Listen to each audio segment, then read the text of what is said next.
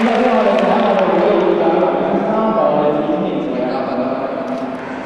位我哋嘅家長、各位學員，大家好。藝武聯今日係有限公司第一次嘅講咧，我覺得有少少嘅政策改變。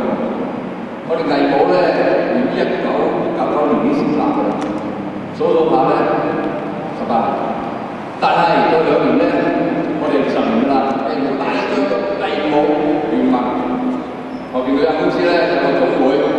總會咧點做咧就會係選咗做嘢嘅人嘅內閣，就會長嘅理事長，跟住啊副理事長、副理事長，第一人咧係選出嚟嘅。點樣選咧？而家咧就係假設出嚟，就1屆㗎，3年1屆。如果你選得好嗰陣時咧，再選嗰陣時咧可以沿用呢做法咧，當然最緊要我留俾家長啦，同埋你哋嘅支持，咁將我哋藝武嘅名咧就推到每一區嘅。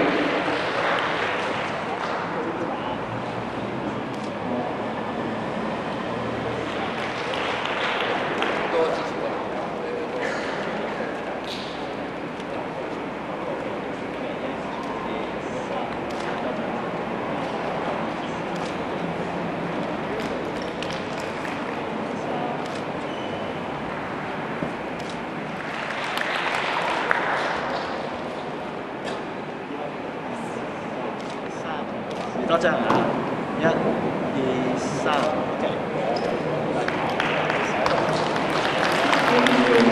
你睇先，影張先。OK， 過去望呢邊啊，準備嚟1、2、3，有一張啦，1、2、3。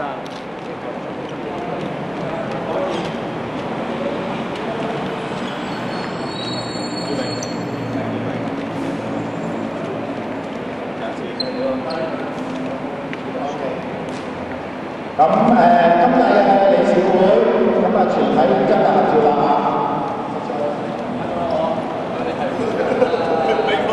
理事長OK， 1、2、3，OK， 嚟多張啦，1、2、3，OK。整書後拍翻俾你哋，拍翻你哋啊！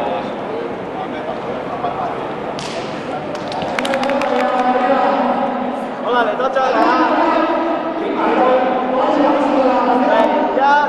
2、3，最後一張啊！1、2、3。各位你好，我叫梁文宇，我係武聯盟跆拳道會嘅館長。我哋個會咧，由呢個90年到呢個2008年咧成立咗，已經有18年歷史㗎啦。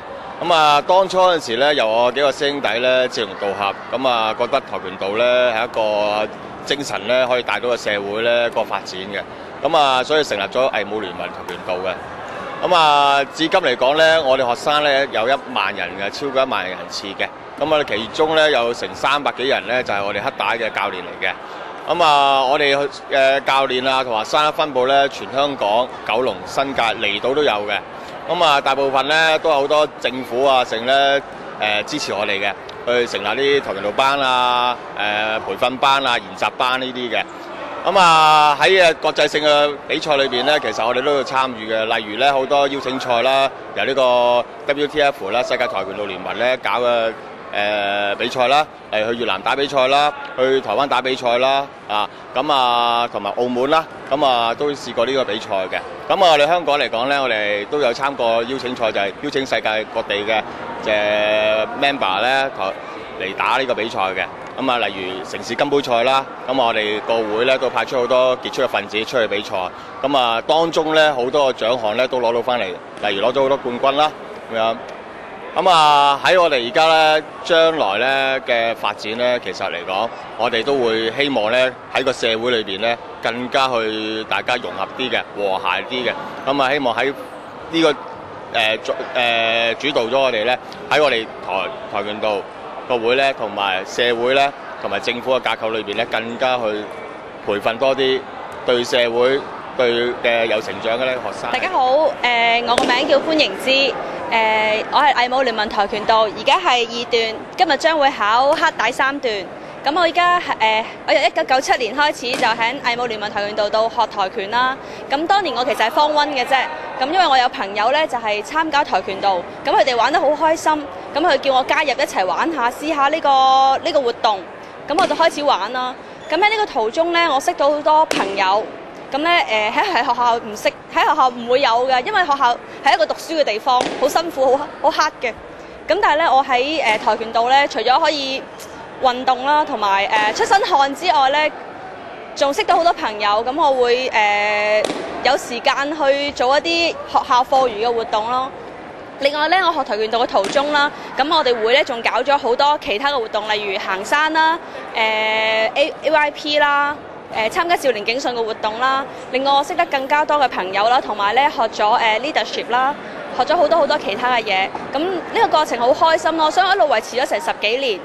咁同埋而家我已經好大個啦，11年後好大個啦，結埋婚生埋小朋友啦，但係我仍然覺得呢個活動咧係好適合一家大細去玩嘅。